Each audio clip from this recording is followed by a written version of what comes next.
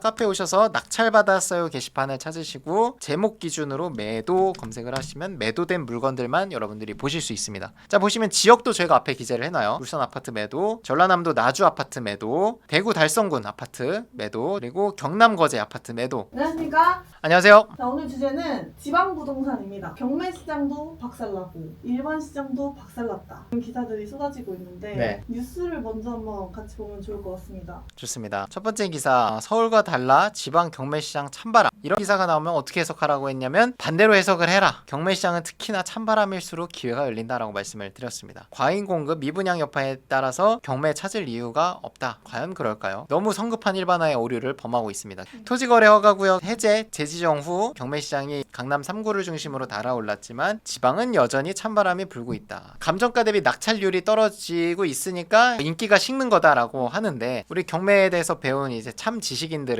알죠? 그게 잘못된 메시지라는 게. 입찰자들이 적어질수록 낙찰가율이 감정가 대비 낮아지면 낮아질수록 기회가 열린다는 것이니까 우리는 오히려 기회다라고 이제 보는 거죠. 그래서 이 찬바람이 어디냐, 지방 경매 시장이라고 하니까 저희는 이제 지방을 열심히 다녀야겠다라고 의지를 다지시면 됩니다. 더더욱이 이제 우리 교육을 수료하신 분들은 입찰 대행 서비스가 있기 때문에 지방 입찰 참여하는데 부담이 확 줄어들긴 하죠. 그래서 그런 내용들이 이제 나와 있는 거고요. 두 번째 기사는 강남만 웃고 지방은 눈물, 경매시장 양극화 늪에 깊어졌다라는 내용입니다. 강남 송파는 이제 토지거래 허가구역으로 또 묶였기 때문에 주택 취득을 하는 데 있어서 관할구청에 허가도 받아야 되고 실거주 의무도 들어가죠. 근데 같은 아파트를 경매로 취득하게 되면 기본적으로 국토부 실거래에 반영이 되지 않기 때문에 실거주 의무라든지 자금 조달 계획서 이런 거에 대한 서류 제출 의무가 면제가 됩니다. 대신 이제 규제 지역에서는 대출 받으려면 실거주 의무를 해야 되긴 하지만 전세에 끼고 내 현금으로 납부했다가 전세로 맞추겠다라는 것도 용납이 되죠. 일반 매수라면 내가 매수해서 전세 두는 건 안 됩니다. 실거주를 반드시 하셔야 돼요. 내용을 좀 간략하게 말씀을 드리면 서류 제출 의무가 면제가 되기 때문에 사람들이 이제 돈을 싸들고 와서 경매로 물건이 나오면 입찰 경쟁이 막 30명 40명 몰리는 거죠. 보시면 지금 송파에 있는 아파트들이 낙찰가율이 기사에서 나온 것처럼 98%, 116%, 102% 그리고 87%. 와, 이거는 아마 감정가가 좀 높았던 걸로 판단이 돼. 20명 들어왔는데 87%면 이거는 애초에 감정가가 너무 높았던 겁니다. 그리고 잠실에 있는 우성아파트 125%, 가락상하 아파트 101%, 100%가 거진 넘어요. 토지거래 허가구역으로 재지정한 것 자체가 앞으로 여기는 올라갈 거다라는 걸 인정한 거고, 일반 매수로 사셨어야 되는 분들도 경매시장으로 넘어오면서 이렇게 박터지게 입찰 경쟁에 참여하고 있는 거죠. 약간 경매 프리미엄이잖아요. 일반 매물보다 더 좋은 거 아니에요? 맞아요. 물론 명도라든지 이런 부담이 있지만 사실 자금 조달 계획서 이런 거를 제대로 쓸 수 있는 사람이 생각보다 그렇게 많지는 않거든요. 이게 서류가 면제되는 혜택이 훨씬 더 큰 거죠. 그래서 오히려 뭐 시세보다 높게 입찰을 할 수 있는 이유가 이 사람들한테는 이걸 면제받을 수 있는 프리미엄이 사실 몇 천만 원의 값어치가 있는 거예요. 그래서 시세보다 몇 천만 원을 더 올려 쓸 수도 있는 겁니다. 그래서 경매 시장에 막 불이 붙었다라는 얘기가 그래서 나오는 거라고 생각을 합니다. 반면에 이제 지방 시장은 뭐 관심이 덜하다라는 내용들이, 아까는 막 100%가 넘어갔는데 수도권이 아닌 지역들의 아파트들은 막 70%, 80% 이렇게 낙찰이 되니까 찬바람이 불고 있다라고 표현을 했지만, 실제 70%, 80% 가격을 잘 들여다보면은 지금 시세거나 아니면 금매가 수준이거나 이런 경우가 되게 많아요. 기준은 감정가가 아니라 현재 시세여야 된다. 근데 현재 시세를 막상 들이대보면 지방에 있는 아파트들도 경매로 낙찰된 거 보면 시세보다 그렇게 많이 싸게 받지 않은 경우도 많이 있습니다. 그렇다면 지방 부동산 경매 특징이 있을까요? 지방 부동산의 특징은 아파트에 좀 입찰자가 몰리는 경향이 있습니다. 아무래도 수도권에 사시는 분들이 지방에 내려가서 투자를 한다라고 하면 아파트를 입찰하지 뭐 다세대 주택, 오피스텔을 입찰하기는 쉽진 않거든요. 그 동네에 관한 지식이 없다라고 하면 입찰자들이 보통 아파트에 몰리는 편이고요. 송파, 강남 3구, 뭐 용산 이런 데랑 비교할 바는 아니죠. 하지만 그래도 그 지역 내에서의 다른 물건 종류별로 비교를 해보면 아파트가 경쟁이 제일 치열합니다. 당연하게도. 반면에 빌라는 훨씬 더 경쟁이 줄어듭니다. 제가 그걸 한번 보여드려 볼게요. 3월 1일부터 현재까지의 도시형 생활주택 다세대 낙찰 사례와 아파트의 낙찰 사례를 한번 비교해 볼게요. 지역은 우리 PD님이 광주에서 오셨으니까 광주로 한번 해볼게요. 저는 감정가 대비 퍼센트보다는 입찰 인원수를 볼 겁니다. 자, 1페이지가 지금 평균 제가 봤을 때 2명이 채 안 되는 것 같아요. 같은 방법으로 제가 아파트를 바꿔서 한번 해보겠습니다. 자, 아파트를 했더니 5명, 5명, 1명, 4명, 3명,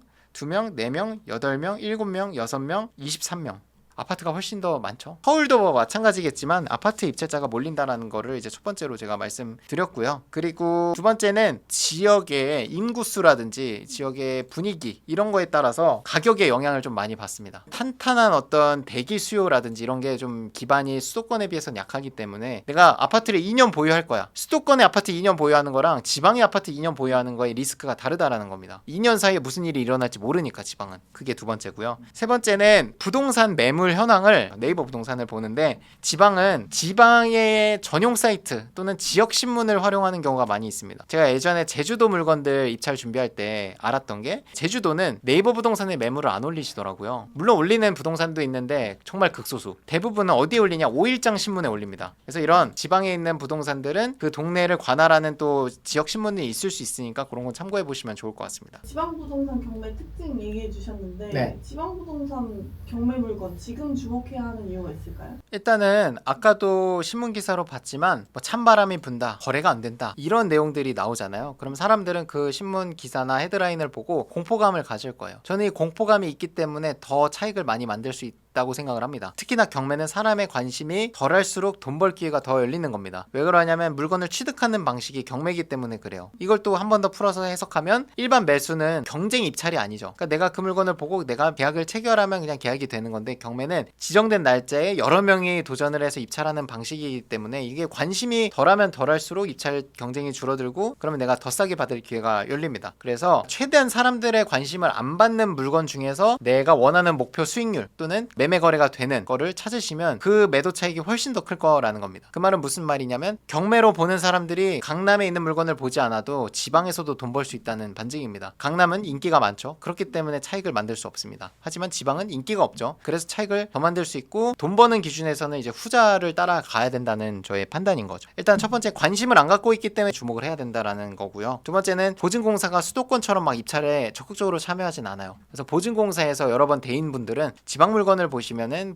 보증공사와 경쟁 입찰을 할 확률이 좀 줄어들게 됩니다. 그리고 세 번째는 기본적으로 전세 사고라는 게 수도권 중심으로 터졌었거든요. 그래서 전세 사고가 터지지 않은 지역들이 대부분이기 때문에 의외로 매매 거래가 실거주자 기준으로 좀 될 수도 있다고 생각을 합니다. 물론 이거는 조사를 잘 해보셔야겠죠, 여러분들이. 그래서 이렇게 세 개 말씀을 드렸습니다. 지방 부동산 경매 이런 사람이 하면 좋다 이런 건 없나요? 저는 첫 번째 생각나는 거는 일단 지방 거주자. 지방 거주자는 아파트를 하지 말고 그 지역에 빌라를 하실 수 있으면 최고입니다. 진짜 지방에 있는 빌라를 입찰하는 거는 진짜 거기 살고 있는 사람밖에는 거의 할 수 없다고 생각을 하거든요. 왜냐면 내가 가격 조사가 확실히 됐어도 입찰하려고 하면은 그 지역에 대한 어떤 뭔가를 알아야 될 것 같고 내가 살아본 기억이 없기 때문에 섣불리 그 억 단위의 물건을 매수하기가 되게 불안합니다. 반면에 이제 살아본 기억이 있는 분들은 거기에 추억도 있고 옆에 가면 어딘지 알고 훨씬 더 그런 진입장벽이 낮죠. 그러니까 그 진입장벽, 내가 거주했던 그 기억 자체가 나한테 어드밴티지가 되는 거예요. 다른 경쟁자들에 대비해서. 그래서 지방 거주자는 내가 살고 있는 주변으로 좀 보시면은 훨씬 더 입찰 경쟁이 줄어들 거다. 수도권에 살고 있는 투자자들이 섣불리 입찰할 수가 없기 때문에. 두 번째는 당연하게도 지방 부동산은 수도권보다 가격이 낮기 때문에 좀 소액 투자자, 투자 금액이 크지 않은 분들이 보시면 더 좋을 것 같다라는 거고요. 세 번째는 경쟁률을 봤을 때 확실히 수도권이 경쟁이 치열합니다. 왜냐면 지방에서도 올라오셔가지고 수도권에 있는 물건은 취득을 하시니까. 근데 반대로 수도권에 있는 분들이 지방에 가서 빌라 이런 걸 사기는 쉽지 않아요. 그래서 훨씬 더 경쟁이 낮기 때문에 너무 치열한 경쟁을 좀 피하고 싶으신 분들은 지방 물건을 보시면 훨씬 더 경쟁이 낮고 차익을 크게 가져갈 수 있고 낙찰도 훨씬 단기간에 될 겁니다. 그리고 마지막은 아까도 언급드렸지만 보증공사와의 경쟁에서 지치신 분들 대신 이제 그런 물건은 허그 대항력 포기 물건은 아니겠죠. 채무자 점유거나 월세 임차인이 살고 있거나 후순이거나 명도를 해야 되는 부분은 있지만 그래도 내가 보증공사는 막 입찰을 높게 하잖아요. 그런 상대와 싸우고 싶지 않은 분들은 지방을 오시면 명도에 대한 부담은 있지만 일반 투자자들과 경쟁을 할 거기 때문에 합리적인 낙찰가가 나오겠죠. 그렇게 네 가지 말씀드렸습니다. 근데 이제 지방 경매는 잘 배우고 해야 된다 네. 이런 말이 있던데 네. 좀 리스크가 아무래도 있나요? 없을 수는 없죠. 없을 수는 없는데 우리가 단타 매도를 한다는 차원에서는 그 리스크를 최소화할 수는 있죠. 리스크라고 하는 게 결국 뭐냐면 2년을 보유할 건데 또는 4년을 보유할 건데 2년 동안 4년 동안의 가격 변동성이 리스크인 거거든요. 그게 가격 변동성일 수도 있고 두 번째는 내가 조사했을 당시에 매매가 잘 된다고 했는데 2년 뒤에는 이 시장이 싹 죽어가지고 매수세가 아예 사라졌다. 이런 여러 가지 가격과 수요에 대한 리스크에 노출되는 거죠. 근데 그거를 최소한으로 하기 위해선 결국 이제 내가 샀다 바로 팔면 됩니다. 그게 이제 가장 사실 간단한 해결법이고 근데 내가 보유를 할 거야. 4년 뭐 6년 보유를 할 거야 라고 하면 그러면 내가 선제적으로 뭘 봐야 되냐면 공급량 당연히 체크를 해야 됩니다. 수도권은 항상 공급량이 대부분 부족하지만 지방은 인구수 자체가 변동이 거의 없기 때문에 공급이 되는 순간 가격에 바로 영향을 줍니다. 근데 수도권 같은 경우는 사실 뭐 땅 자체도 별로 없지만 대기 수요나 경기도 뭐 인천에서 언제든지 가격만 맞으면 서울로 올라오려는 수요가 있기 때문에 공급이 되더라도 10,000세대가 공급이 되고 20,000세대가 공급이 돼도 일시적으로는 가격이 빠질 수 있으나 금방 회복을 하거든요. 근데 이 기간 회복되는 기간이 지방은 뭐 1, 2년이 아니라 4년, 5년 이 이상으로 갈 수 있기 때문에 공급량을 꼭 체크를 해야겠죠. 그리고 공동담보로 해서 많이 나온 물건들이 있어요. 오피스텔 한 동 뭐 몇백 세대가 경매로 다 나오고 이런 게 있거든요. 부산도 전세 사기가 좀 있어가지고 그런 물건 경매로 나오면 어쨌든 거기에 투자하신 분들이 단기적으로 또 매매, 월세, 전세로 내놓을 거기 때문에 일시적으로 또 가격이 빠질 우려가 있습니다. 결국 이것도 공급의 영향인 거예요. 공급이 지어서 공급하는 것도 있지만 경매로 터져서 일시적으로 공급되는 것도 있는 거예요. 그래서 가격이 또 변동이 있을 수 있다라는 리스크. 공동담보 받으실 때는 좀 더 보수적으로 입찰하셔야 됩니다. 또 그것들이 다 경쟁 매물이 돼버리니까 서로 가격을 또 낮추겠죠. 빨리 팔려고. 그런 것들을 이제 조심하셔야 되고 인구수 아까 언급 드렸고요. 그리고 그 지역을 대표하는 기업의 상황. 기업 상황이 어려우면 뉴스로 계속 나오거든요. 우리가 최근에 롯데 기사들을 많이 본 것처럼 그런 게 없거나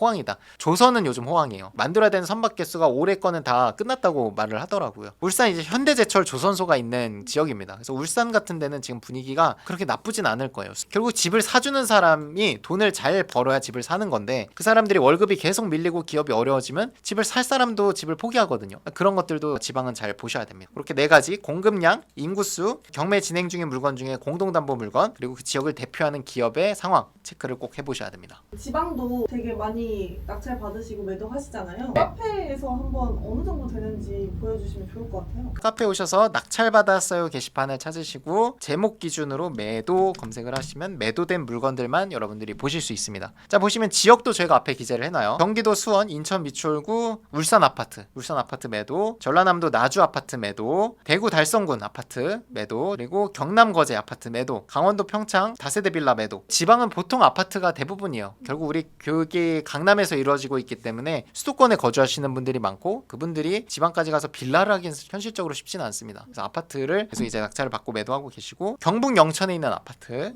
울산 조선소 요즘 분위기가 좋다 말씀을 드렸는데 도시형 생활주택을 매도하셨었네요. 작년 5월에. 그리고 강원도 춘천 아파트 매도, 그리고 충북 청주 아파트 매도, 대구도 좀 많이 보여요. 대구 서구 아파트 매도, 춘천 아파트 매도, 그 다음이 강원도 속초 아파트 매도, 경남 양산 아파트, 청주 다세대 빌라 매도, 충남 아산 아파트 매도. 아파트가 한 7, 80% 정도의 다세대 주택이 한 20% 정도 되는 것 같아요. 경매가 진짜 좋은 게 뭐냐면 경매로 내가 싸게 사는 차원에서는 내가 입지를 가리지 않아도 되는 거. 다들 거의 대부분 직장인이시거나 자영업하고 계시는 분들인데 네. 저희 서비스가 좀 잘 되어 있어서 네. 계속 반복해서 실행하시는 것 같거든요. 맞습니다. 서비스 한번 네. 자랑해 주시죠. 우리 졸업생분들이 받으실 수 있는 14가지 혜택. 우리 교육생분들 이 14가지 혜택을 등에 업고 꾸준히 입찰에 참여하고 계시고 성과들이 엄청나게 빠르게 올라갔죠. 그래서 저와의 피드백 상담권, 제 피드백은 분석, 입찰가 산정, 그리고 낙찰 받은 다음에 어떤 고민 사항들을 답변을 다 드리고 있습니다. 부동산을 매매하는 데까지 들어간 여러 가지 또 전문가들이 필요하잖아요. 명도에 대한 걱정, 세무, 그리고 입찰 대행 서비스, 대출, 인테리어 이 부분에 대해서 다 저희 제휴되어 있는 업체들이 있기 때문에 저희가 다 연결을 해드리고 있습니다. 가격도 메리트가 있지만 사실 이걸 하나하나 내가 알아보려고 하면 굉장히 이게 스트레스거든요. 또 비교도 해봐야 되고 이 사람이 제대로 하나 안 하나 의심도 해봐야 되고 근데 이거를 연결해준다라는 건 그런 걱정거리들을 저희가 다 해결을 해드린다. 돈으로 환산할 수 없는 어떤 가치가 있다 말씀을 드립니다. 그리고 성과가 좋으신 분들은 인터뷰도 저희가 이제 초청을 해드리고 계속 성과가 나온다면 더 큰 무대로 저희가 모셔서 정식 강사로 데뷔할 수 있도록 저희가 서포트를 또 해드리고 있고 졸업방에 들어오셔서 세무사님, 법무사님 그리고 인테리어 대표님 분들한테 카톡으로 상담을 받을 수 있고요. 지각하신 분들 아니면 결석하신 분들 다시 보기로 이제 복습하고 싶으신 분들이 영상으로 다시 시청하게끔 만들어 드리고 있습니다. 3주차에 뭐 결혼식이 있다, 뭐 행사가 있다라고 해서 못 가는데 어떻게 해야 되죠? 온라인 저희는 제공이 되니까 온라인으로 들으시고 아니면 교차 수강으로 배려를 해드릴 수도 있으니까 미리만 말씀 주시면 저희가 해결을 다 해드리고 있습니다. 토요일날 일정이 있으시면 그 주만 이제 목요일반으로 오셔서 수업을 맞아요. 듣는지 하거나 오프라인으로 또 수강을 하시면 온라인은 그냥 복습용으로 무조건 드리는 거여가지고 맞습니다. 그러니까 오프라인이 사실 현장감 이런 건 되게 좋은데 그 현장에 있지 않으면 이게 다시 들을 수 없다는 게 되게 한계인데 촬영을 해서 넣어드리니까 보완이 잘 되는 것 같습니다. 오늘도 고생 많으셨습니다. 고생했습니다.